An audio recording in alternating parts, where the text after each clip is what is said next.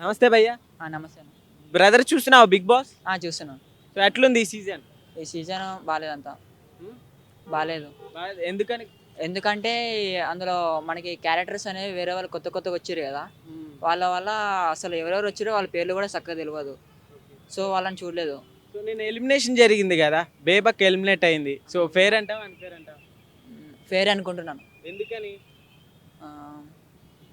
I think no. అంటే gaming సరిగ్గా ఆడలేదంటావా లేకపోతే?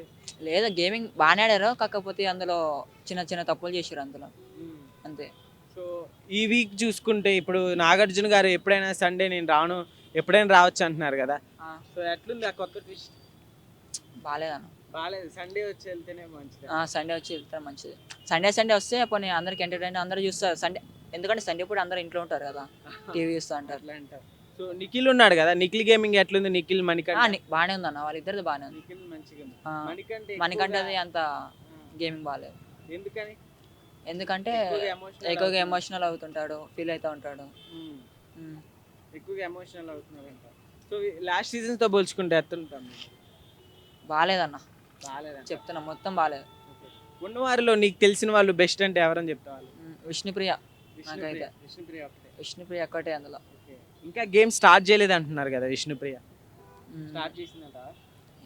మేబీ అనుకుంటా. ఓకే, టైటిల్ ఎవరు కొట్టచ్చు అనుకుంటున్నావు మరి? విష్ణుప్రియనే. విష్ణుప్రియనే కొట్టచ్చు.